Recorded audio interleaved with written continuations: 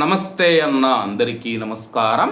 కువైట్లోని domestic workers recruitment ఆఫీసులోని ఒక అధికారి అలీ గారు స్థానిక మీడియాతో మాట్లాడుతూ గృహ కార్మికులపైన సంచలనమైన వ్యాఖ్యలు చేశారు. కువైట్లో మనం చూసుకుంటే ఇటీవల గృహ కార్మికుల సంఖ్య గణనీయంగా తగ్గిందనమాట. దాదాపు సంవత్సరన్నర కాలంలో 30,000 మందికి పైగా గృహ కార్మికుల సంఖ్య కువైట్లో తగ్గింది. దీనికి పలు రకాల కారణాలు చెప్పారు. అలాగే కువైట్లో ఉన్న కువైటీలు ఎవరైతే ఉన్నారో గృహ కార్మికులను చూసి, ఇళ్లల్లో పనిచేసే కార్మికులను చూసి భయపడుతూ ఉన్నారని చెప్పేసి దానికి ఉదాహరణలు కూడా ఆయన అయితే చెప్పడం జరిగింది.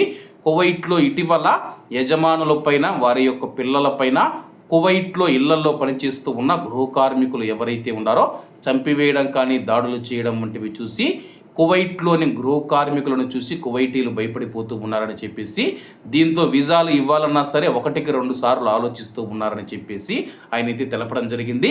అలాగే ఇక్కడ ముఖ్యమైన విషయం ఏంటంటే, కానీ కువైట్లోని ఇళ్లల్లో పనిచేసే కార్మికులు 1-2 సందర్భాలలో మాత్రమే ఇటువంటివి అయితే చేయడం జరిగింది. అలాగే ఇళ్లల్లో పనిచేసే వారిపైన కువైట్ యజమానులు 1970 నుంచి మనం చూసుకుంటే 1970 ఆ మధ్య అయితే కువైట్లో గృహ కార్మికుల సాంప్రదాయం అయితే మొదలయ్యింది.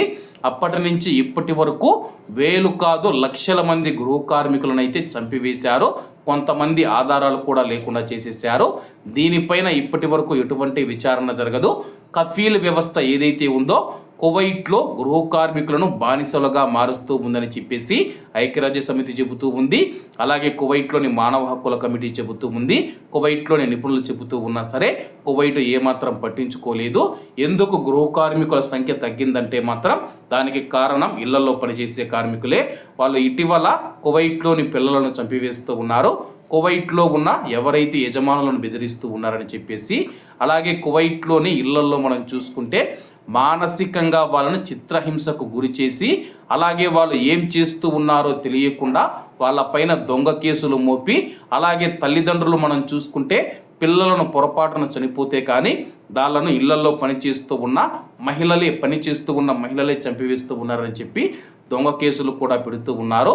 అలాగే ఇళ్లల్లో పనిచేస్తూ ఉన్న ఎవరైతే డ్రైవర్లను కావచ్చు, మహిళలను కావచ్చు, పని మనుషులు ఎవరైతే ఉన్నారో వాళ్ళను గర్భవతులను చేసి వాళ్ళను అత్యాచారం చేసేసి పెట్రోల్ పోసి చంపివేసినా కానీ ఇళ్లల్లో పనిచేసే కార్మికులను చూసి కువైటీలు భయపడుతూ ఉన్నారని చెప్పేసి బహిరంగంగా చెబుతూ ఉండడం చాలా బాధాకరమన్నా.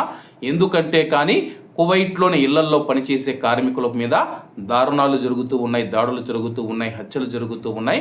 వాళ్ళని చంపివేసి ఎడారిలో పడివేస్తూ ఉన్నా సరే కానీ వాళ్లకు న్యాయం జరగకపోగా వాళ్ళపైన మళ్ళా నిందలు వేస్తూ ఉన్నారన్నమాట.